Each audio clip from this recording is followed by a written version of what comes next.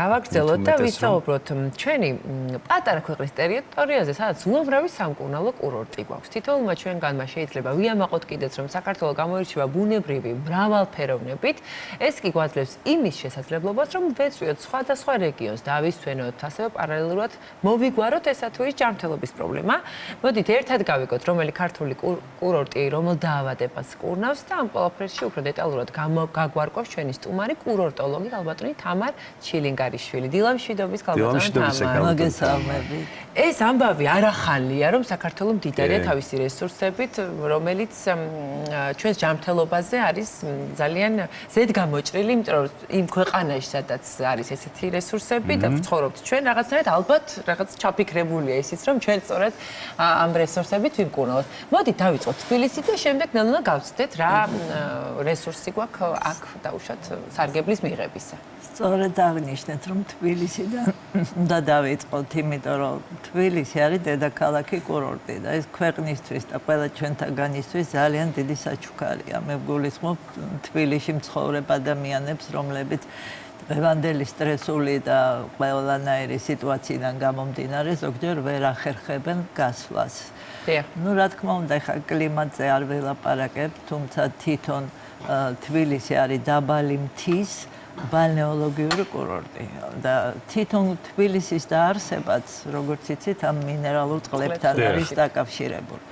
და ასეთი დედაქალაქი კურორტი სულ რამდენიმეა მსოფლიოში. ეს არის თბილისი, ეს არის ბუდაპეშტი, ანკარა, სხვათა შორის სამი მინერალური წყაროა იქ და ვენა.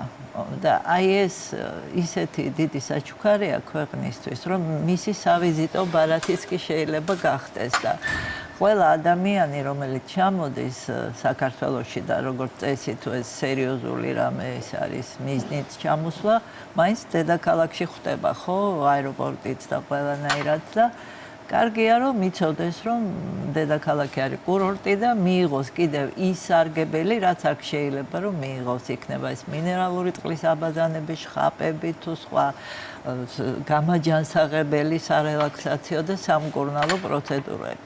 ეს იციან კიდეს, იმიტომ რომ ძველი ლიტერატურიდან დაწყებული ყველა ვინც ჩამოდიოდა აქ ავტორები თუ ასე შემდეგ აღნიშნავდნენ აი ამ პლუს ჩვენი დედაქალაქისა.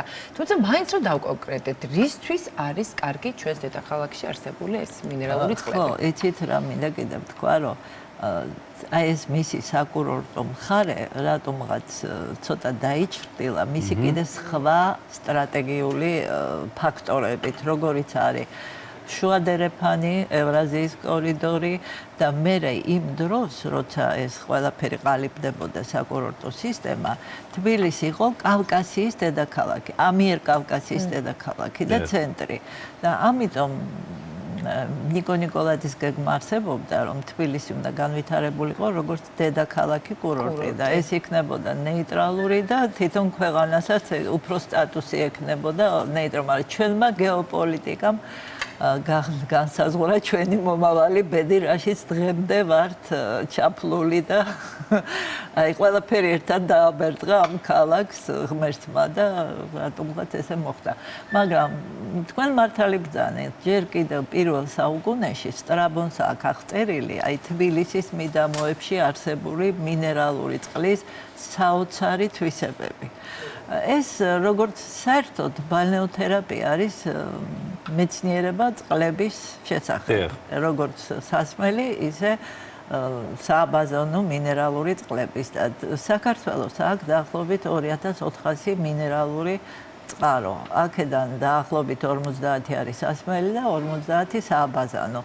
და სააბაზანო წყლების ჩვენებები ეს როგორც ჩვენი საქართველოში, ისე საერთაშორისო დაახლოებით არის ერთი და იგივე. ეს არის ძვალსახსროვანი სისტემის დაავადებები, ხერხემლის სისტემის დაავადებები, პერიფერიული ნერვული სისტემის, ცენტრალური ნერვული სისტემის ნევროზი, ნევრასთენია, კლიმაქტერული ნევროზი, კანის დაავადებები, ფსორიაზი, ეგზემა, შემდგომ კიდე გინეკოლოგიური დაავადებები, უშვილობა, უროლოგიური დაავადებები, ერთ სიტყვით ფართოა. ძალიან მრავალფეროვანია ეს სპექტრი. და დღესდღეობით უკვე სარელაქსაციო, ხო?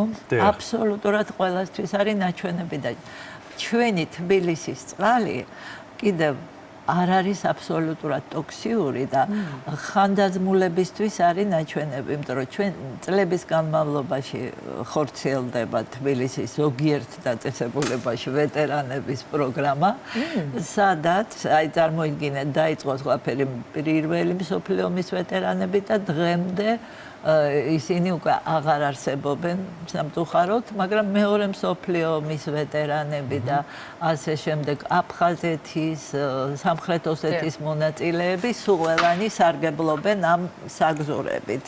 შეღავათიანი კი არა, უფასოა მათთვის გარკვეული თანხით. კი ბატონო. და აი ამ ასაკსაც კი არ აქვს წინააღმდეგ ჩვენება. იმიტომ რომ არის თვითონ სულფიდი არის ჰიდროსულფიდის, ანუ წყალში ხსნადი და 16 მილიგრამ ლიტრამდე და 20-დან იწყება უკვე ამისი სამკურნალო მნიშვნელობა. ქალბატონ თამარ, გასაგებია ცოტა თბილისსაც რომ გავცდეთ. კი ბატონო, მოკლედ ამა თუ იმ დაავადების დროს გასაგებია რომ დარგის სპეციალისტი უნდა ჩაერთოს, იქ შესაძლებელია იყოს მედიკამენტოზური მკურნალობაც საჭირო, ასე შემდეგ და ასე შემდეგ, მაგრამ აი ეს ბუნებრივი რესურსები არის აბსოლუტურად უალტერნატივო და საუკეთესო დამხმარე საშუალება და ხანდახან თავარი საშუალებაც კი. ჩვენ საქართველოში ვიცით რომ ძალიან დიდარი ბუნება გვაქვს ამ მიმართულებით, რომ დავკონკრეტდეთ და ჩამოვთვალოთ, აი რომელი დაავადების შემთხვევაში საით ავიღოთ გეზი და რომელ კურორტზე გვირჩევდით დასვენებას. რომელი ორგანო გაინტერესებთ? ფილტვები და სასუქი გზებით ხო არ დავიწყოთ? ფილტვებზე კლიმატური კურორტები, რა თქმა უნდა. ეს არის ცნობილი კურორტები, აბასთუმანი, ბახმარო, ბეშუმი. შოვზე ვეღარ ველაპარაკებ, თუმცა მისი კლიმატური უნიკალური თვისებები დღესაც შემორჩენილია. სურამი ძალიან კარგია, ახლოსაც არის და ბავშვებისთვის განსაკუთრებით ასთმური ბრონხიტებით და ბრონხიალური. ნუ აბასთუმანი იცით რომ ყოველთვის იყო ეს უფრო სპეციფიური დაავადებების ტუბერკულოზის რეაბილიტაციის პროცესებისთვის უკვე რო გაივლიდნენ მედიკამენტოზურ მკურნალობას, მერე მიდიოდნენ კლიმატოთერაპიისთვის. აბასთუმანში ზოგი წლები ცხოვრობდა იქ. და სამსახურსაც შოულობდა და ესე ისე როგორ ითვლება, რა ვადით უნდა დაყოს ადამიანმა კონკრეტულ კურორტზე კონკრეტული ჩვენებისთვის? წინათ მე გულისხმობ, როცა საბჭოთა კავშირი დრო იყო, მაშინ მოგეხსენებათ პროფკავშირები განსაზღვრავდნენ ამ საგზურების ვადებს მედიცინა განსაზღვრავდა. და როგორც წესი 24 დღიანი იყო ეს საგზური. ამაში ითვლებოდა ის, რომ პირველი 2-3 დღე მიდის აკლიმატიზაციის პროცესი. იმ დღეს პროცედურები მინერალური წყლის თუ ტალახის არ ინიშნებოდა, ხდებოდა კლიმატთან შეგუება. მერე ინიშნებოდა ესე 12-15 პროცედურა მისი ძირითადი დიაგნოზის მიხედვით და ბოლო 2 დღეც უკვე აღარ ხდებოდა ეს პროცედურები და ისე კლიმატოთერაპია გრძელდება. და საკმარისია ეს 24 დღე. აი მაგალითად ხშირად ვსმენია და ძირითად შემთხვევებში ასე ხდება ხოლმე რომ აი 2 კვირით ბავშვი გავიყვანო სურამში ან წავიყვანო ბაკურიანში და ასე შემდეგ. ახდენს ეს რეალურად. 2 კვირა პრინციპში ბავშვი თუ არ არის ხა მძიმედ დაავადებული, სრულიად გამაჯანსაღებელი და პრევენციულად ძალიან კარგია. აი ქრონიკულად მოავადე ზამთარში ბავშვი, კარგია რომ ზაფხულში გავიყო. აქ კიდე ის ფაქტორია განპირობებული იმ ფაქტორით, რომ დღევანდელ დღეს მშობლებს არ აქვთ საშუალება, რომ დიდი ხნით 24 დღეც კი მათთვის პრობლემაა. საშუალებულო პერიოდი. აი ბებიები თუ არის, ან ძიძები, მათ თუ ანდობენ, შეიძლება რომ იმათთან ერთად გავშერდეთ. მაგრამ აი ესეთი საგზურები ხა აღარ არის პროფკავშირებს რო ქონდათ ადრე და ეს იყო პროფილირებული, იყო მეშახტეების სანატორიუმები. აი ესეთი კურორტი როგორც პროფესიული დაუშვათ. იქ იყო მეშახტეების, იქ იყო კოლმეურნეობის კიდე, იქ იყო მუსიკოსების, იქ იყო ლიტერატორების, ასევე გაგრაში, მაშინ ბიცუნდაში. ეს იყო ყველაფერი აწყობილი პროფილის მიხედვით და ეს იყო კიდევ მავნე გარეშე ფაქტორების პრევენცია და განეიტრალება ხდებოდა. იგივე მეშახტეების ქვის ფრთიელების ისინი მიდიოდნენ კლიმატურ კურორტებზე მეშახტეებიც და რაც შეეხება დეტოქსებისთვის, როგორც ახალმოდურია გამოთქმა. სასმელი მინერალური წყლები კიდე ღვიძლის ინტოქსიკაციის მოსახსნელად და კაბატონ თამარ, წყალი, ჰავა ტალახი, რომელი რესურსი შეიძლება ჩაითვალოს ქვიშა ყველაზე ძლიერ სამკურნალო საშუალებად? იცით რა, დიაგნოზი გააჩნია. რა თქმა უნდა, წყალი წამყვანია, თქვათ, სასმელი მინერალური წყალი კუჭნატლავის დაავადების დროს ენდოკრინული და აი ბორჯომზე თუ შევჩერდებით, ბორჯომსაც ძალიან დიდი ისტორია აქვს, იმიტომ რომ სხვათა შორის მისი გაპიარება იწყება რომანოვებიდან.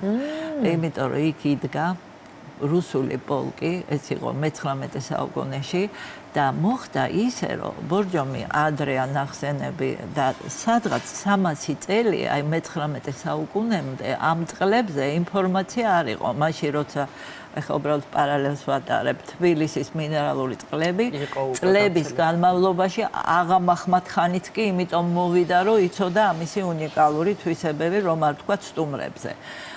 ეს 300 წელი იყო აბსოლუტურად დახურული და დაკარგული რამ ხრივ. ტყეებში იყო მოხვედრილი ეს და ხალხი თავისით რაღაცა სვავდა ამ წყალს, როგორც ბევრ სოფელში ვიცით, რომ არის რაღაცა არაჩვეულებრივი მინერალური წყალი, მაგრამ იგი არ არის შესწავლილი. ასეთიც უამრავი გვაქვს საქართველოში. უბრალოდ ყველას ვერ გავწვდით და დღემდე ვერ წვდებით. თუმცა ბევრი ინტერესდება იმ წყლებით, სადაც არის ამისეთ პიარი მოსახლეობაში, რომ ეს არის არაჩვეულებრივი თიხა, ვთქვათ, ასკანის თიხა. სვანეთში რამდენი მჟავე წყალია? არაჩვეულებრივი. ერთ-ერთ წყალს საერთოდ ოქრო მოყვება ნაპირებზე. ურასაოცარია. მდინარე.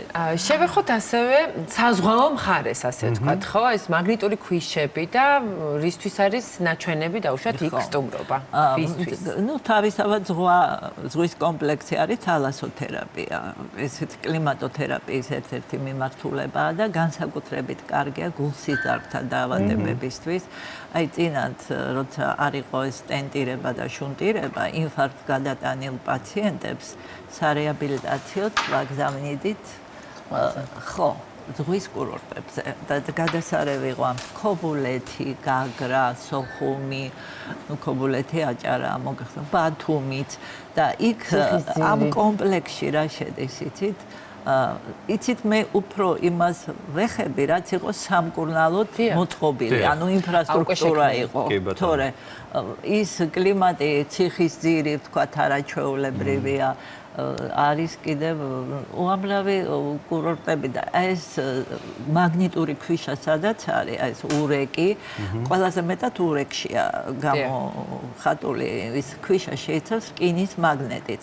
შემდეგ ცოტა უფრო სუსტდება ეს ველი გრიგოლეთში და შეკვეთილში ნაკლები. და ეს კონკრეტულად რა დაავადებების სამკურნალოდ არის? ძვალსახსროვანი, ესე იგი შეფუთვა ხდება დანის მზეზე გამთბარი ქვიშით, მერე სპეციალური გორაკები კეთდება მედალიონების სახით, პაციენტი წვება შიგ და მისი სხეული იფარება ამ ქვიშით.